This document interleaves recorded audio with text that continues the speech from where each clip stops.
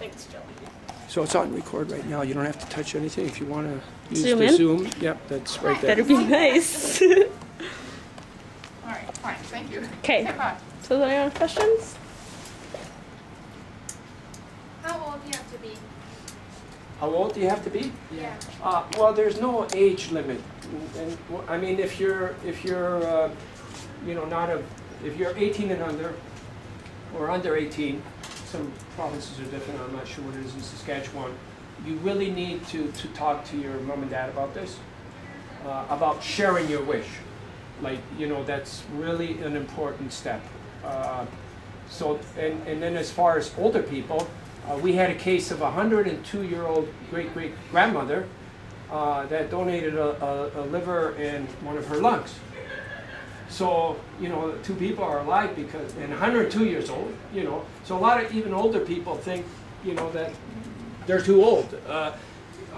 Organs, especially the livers, have a remarkable, they're remarkable. Organs are remarkable. So there's no age barrier. What inspired you to do this?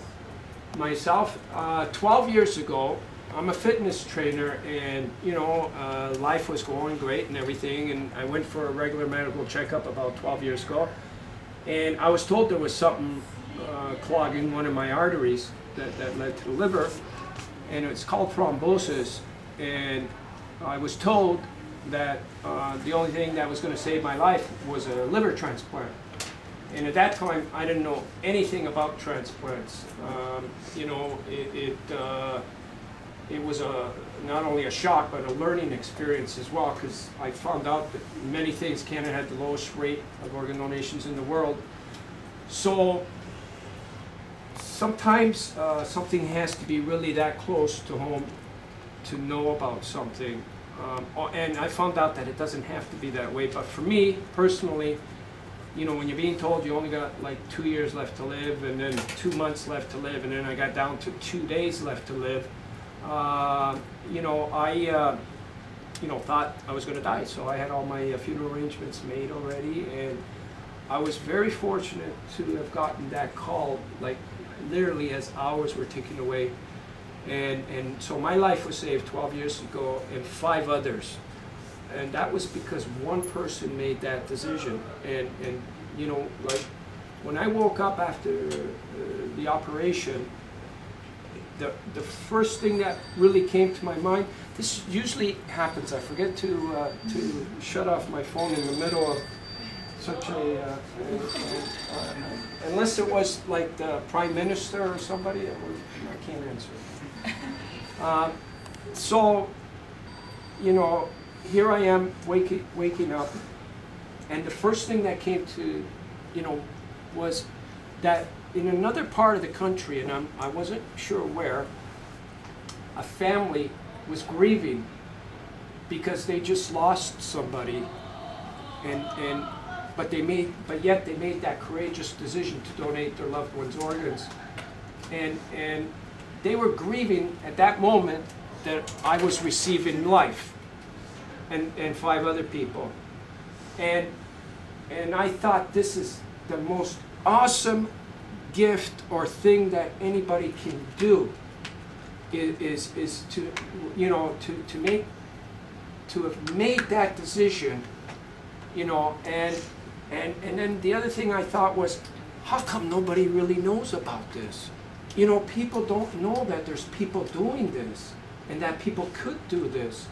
And so right after that operation, like, my health came back to me 100%. Like, I got back in the gym in a couple of months, and most of the people that I was talking to, you know, like, they heard I just received a liver, and they kept looking around to see if I was carrying any machines or anything. Like, people had this perception that, you know, if you received an organ, that you're going to be tied up to a machine or something the rest of your life. And then there's kind of a weirdness to it too, like, you know, you're walking around with somebody else's organs.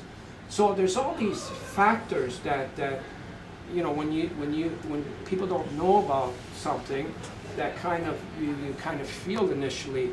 So what I did was, I wanted to show that people that are receiving these precious gifts are having very normal and healthy lives. So shortly after I received my transplant, I took on a pretty big project. I ran across Canada, and it was a 12,000 kilometer run.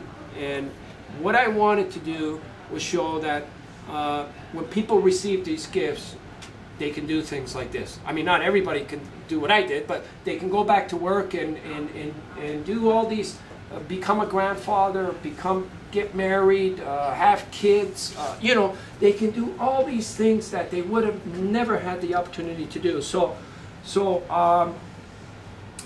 boy, what a long answer, eh? That's what got me into this. You know, I was seeing too many people that were dying and weren't getting these gifts, and too many organs were going to waste. As a matter of fact, when you die, they take your organs out and throw them in the garbage. That's a fact. So either the garbage is going to have your organs, or somebody can live. That's what's going on. So how can this be so complicated? How can Canada not get this? Why are we doing everything we possibly can with our government, with our big corporations, you know, to get this message to everybody? You know, it's really weird when you think about it, that right now, as I speak, people are going through what I went through, you know, making their funeral arrangements. They're laid out in a hospital, and the families almost mourning because they lost hope that an organ's going to come, and they're faced with this, and we can change all this around. So, you know, we've done a lot in trying to get this message to our government as well. And it just seems like to get this really understood and in action, it's like we got to have our place in line or something, you know. And so the thing is we got to keep pushing harder and harder until they understand that this could be easily fixed. Now, I was talking to your teacher about another way that we can fix this, and it won't take that much. It won't take, you know, another way that we can fix this is, okay, the problem right now, why we don't have organ donations being made available and being wasted, is mostly an administrative shortcoming. That means that if everybody had the opportunity to understand this message, they would probably want to become organ donors. I'm pretty sure of that. And so I found that out during my travels across Canada the past 10 years. Almost every single person I've talked to want to become organ donors. So why is it that that's not turning out for more organ donations?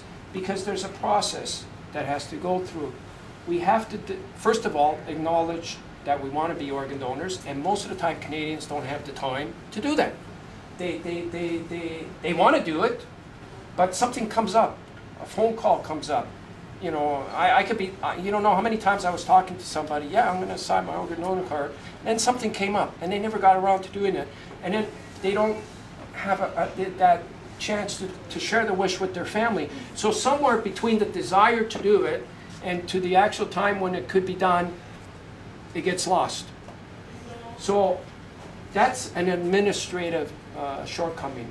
And how this was tackled in other countries, in Europe, that lead the world in organ donations, Spain is the one who pioneered this system, and I'm going to focus on them for a second.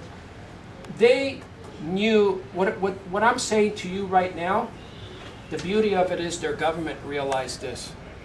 And their government took action.